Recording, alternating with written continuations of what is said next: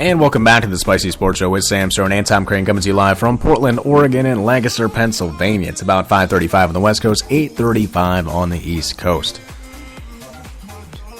So, baseball. Week number 2 is already passed here, so another week left, another week less in the baseball season. Just going through the standings here, it's all tied up in the AL East. Boston, Baltimore, and New York up in the lead. They all look really good right now. In the Central, you got Detroit as the top team, Houston in the West.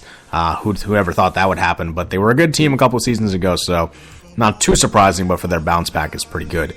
Washington, the Nationals, hey, they look pretty good, winning the last 2 games.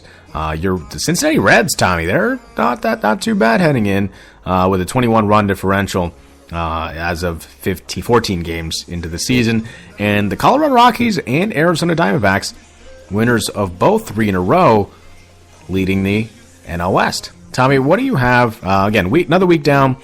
What's some of the highlights that you've seen? Some more expectations from these teams heading in early in the season? Well, early in the season, I'm looking at the rankings, especially on ESPN, about what's happening around the whole league. And it's pretty amazing. When it's coming to power rankings, there's been a lot of double-digit jumps or downs, especially for your Yankees, who went up 12 spaces in the power rankings, and the Cincinnati Reds, who did the same thing. They went up 11, which is a little surprising, especially in the NL Central. With the Cubs in, they were considered in the power rankings in first, but they have actually been unseated by the Houston Astros. It's a big surprise, especially because of Jose Altuve, who's actually helped them up there. When we're looking at people who have dropped, we're looking at the St. Louis Cardinals, who are down 11. They have had an abysmal start to their season, along with the Toronto Blue Jays, which I was pleasantly surprised with, especially since the Orioles almost swept them during the entire games that they had. But I'm just going to go down and talk a little bit about each team real quick.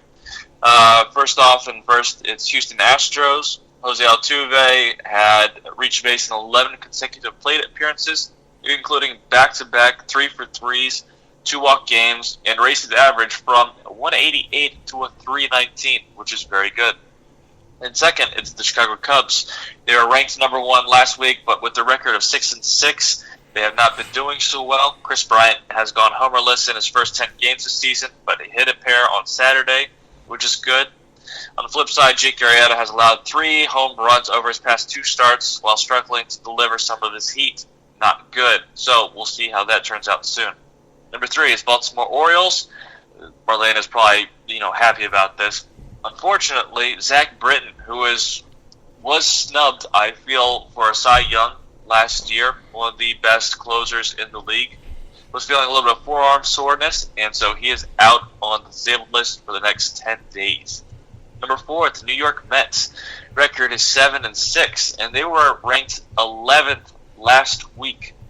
Noah Syndergaard and Jacob deGrom have combined for a 1.42 ERA in 6 starts. Now that is impressive, especially for their defensive pitching and their offensive hitting.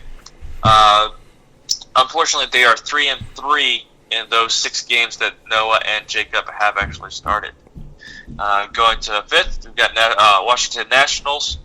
They were a very highly potent offensive team, but unfortunately they have not shown that recently. They are still in the top 10 for power rankings. Other than that, not too much news about them. At number 6, we got Los Angeles Dodgers. Rich Hill leaving another start with a blister is just one concern. Jock Peterson hasn't homered since opening day, which is a huge concern. And Adrian Gonzalez hasn't homered at all, which is a huge struggle, especially for him. So I don't think the Dodgers are going to be starting off or continuing well unless Adrian and Peterson actually start hitting homers. Number 7, Boston Red Sox. They're doing the same thing like they were doing last year. They are winning games, especially with Joe Kelly. He got a win in relief on Sunday with 2.5 scoreless innings and is 14-0 with a 3.82 ERA since August 1st of 2015. Second longest winning streak in Red Sox history. So congrats to him, especially in the company with Roger Clemens. Number 8, we got Detroit Tigers. Daniel Norris and Michael Fulmer has been both fantastic this season, but big money pitchers Jordan Zimmermann and Justin Verlander have been struggling, and Biggie has shown some signs of life at the plate after smacking his first and second homers of the season on April 13th and 14th. Hopefully, Justin and Jordan will be able to help out with their pitching. Arizona Diamondbacks, this is a huge thing for me. They were absolutely horrible last year, but since the addition of Zach Greinke, it's been phenomenal. Especially Archie Bradley as well, and he's continuing to look like a multi-inning weapon of the bullpen, tossing 2 2/3 scoreless innings in Sunday's 3-1 win over the Dodgers.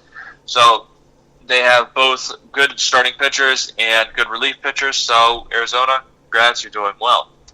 And I'm just going to wrap this up. I'm just going to do the first 10 for you, Sam. New York Yankees record is 8-4. Last week they were ranked number 22. This week they are ranked number 10. CC Sabathia has a 1.47 ERA through his first 3 starts, and capped by a 7 1/3 inning, 1 earned run performance against the Cardinals on Saturday. It's his best through his first 3 starts since 2011, when he posted a 1.45 ERA, and it finished at a 3, his second lowest full season ERA. He finished 4th in AL Cy Young voting that year, but hasn't received votes any season since. So is this a rise from CC Sabathia saying, I want to stay a Yankee, I want a little bit more money coming up? Possibly, but let's see where it goes from here. So those are the top 10 for the power rankings. I'll turn it back to you. All right, thanks, Tommy. Good stuff. First week, again, it's early in the season, so obviously you're going to have some teams that probably are off to slow starts, pick it up in the summer. Injuries have a lot to do with it, so you're going to see some teams gain some players back. Zach Britton, again, one of the better players, as you mentioned, and for the Orioles, should be back in a couple days and be ready to go. But again, I think all these races, again, first month, it's hard to predict what to expect down a couple months from now. But again, it's a long season. You're going to see some players do well. You're going to see some players off to slow starts, but that's the nature of baseball. I think that you're naturally going to progress over the time. You're going to get back into the daily routines once again, and it's once again going to be a really long but fun season.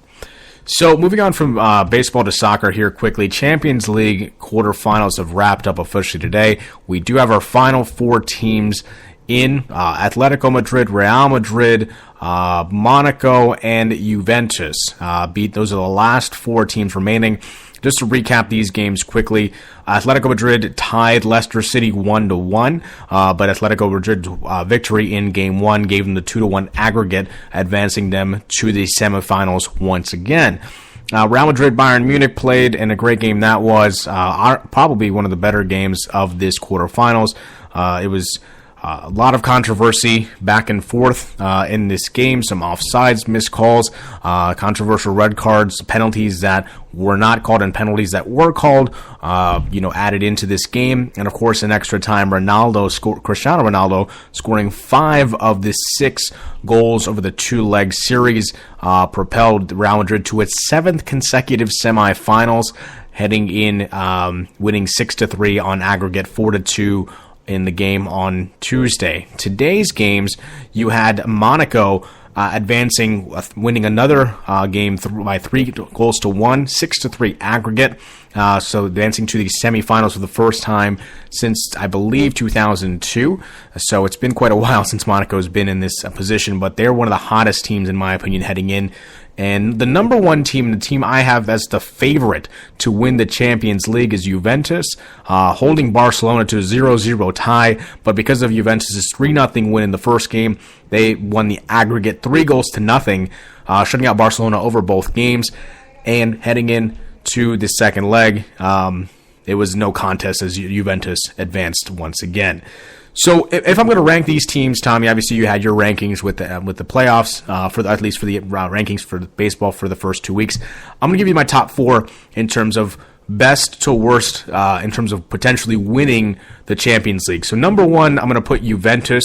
You shut out Barcelona over 2 games. I don't care, what the issues are with Barcelona. They're still a really good team and a top 4 club in the world.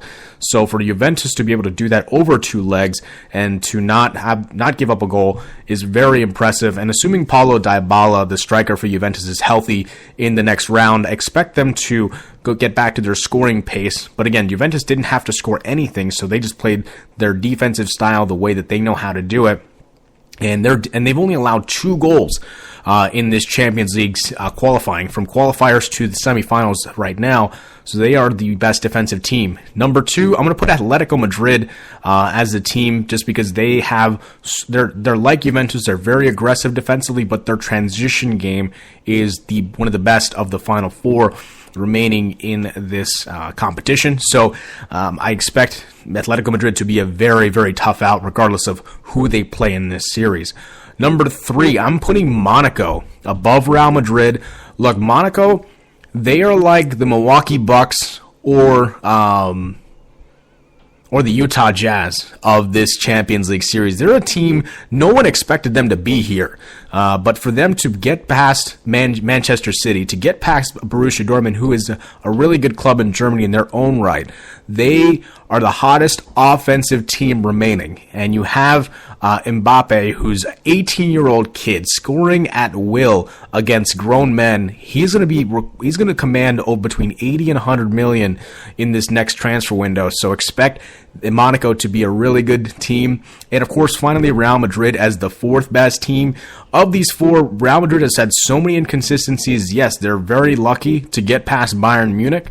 I do expect them to be competitive, assuming they get their players Pepe and Rafael Varane back, as well as Gareth Bale on the wing. If they can do that, then I expect them to be competitive in whoever they play against. But it's going to be a very, very tough out because of the lack of defensive presence that they've had in their matchup against Bayern Munich. So just to recap, Juventus 1, Atletico Madrid 2, Monaco 3, and Real Madrid 4 as the, again, 1 to 4 best odds to win the Champions League. We'll take a short break. When we come back, we have our final topics of the day. Tommy, do you know what you're going to do? Not a clue. Me neither, and that's why we're so prepared. So we're going to give you surprises when we come back. So here is some more music. Here is Don't, Ed Sheeran on the Spicy Sports Show with Sam Strone and Tom Crane on Spreaker Radio.